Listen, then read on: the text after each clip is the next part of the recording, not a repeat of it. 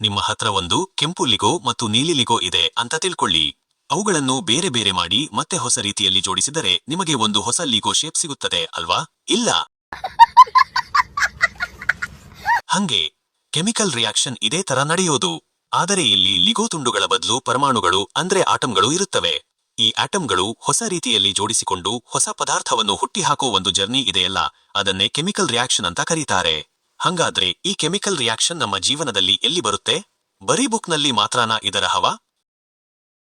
ಇದು ಅಸ್ಲಿ ದುನಿಯಾದಲ್ಲಿ ನಡೆಯುತ್ತೆ, ಆದ್ರೆ ನಾವು ನೋಡಿಲ್ಲ ಅಷ್ಟೇ. ಒಂದು ಎಕ್ಸಾಂಪಲ್ ಕೊಡ್ತೀನಿ ನೋಡಿ. ನೀವು ಎಗ್ ರೈಸ್ ತಿನ್ನೋಕೆ ಹೋದಾಗ ಅಲ್ಲಿ ಮೊಟ್ಟೆಯನ್ನು ಬಿಸಿ ಮಾಡಿದಾಗ ಅದರಲ್ಲಿರುವ ಕೆಲವು ಪ್ರೋಟೀನ್ಗಳಲ್ಲಿ ಕೆಮಿಕಲ್ ರಿಯಾಕ್ಷನ್ ಆಗಿ ಬದಲಾವಣೆ ಆಗುತ್ತದೆ ಮತ್ತು ಅವು ಹೊಸ ರಚನೆಯನ್ನು ಪಡೆಯುತ್ತವೆ. ಅದನ್ನು ಮತ್ತೆ ತಣ್ಣಗಾಗಿಸಿದರೂ ಬೇಯಿಸಿದ ಮೊಟ್ಟೆ ಹಸಿ ಮೊಟ್ಟೆಯಾಗಿ ವಾಪಸ್ ಬರುವುದಿಲ್ಲ. ನಿನಗೊಂದು ವಿಷಯ ಗೊತ್ತಾ? ಬೀಡಿ ಸೇದ್ರೆ ಹೊಗೆ ಬರುತ್ತೆ ಹೊರತು ಹೊಗೆಯಿಂದ ಬೀಡಿ ಬರೋದಿಲ್ಲ.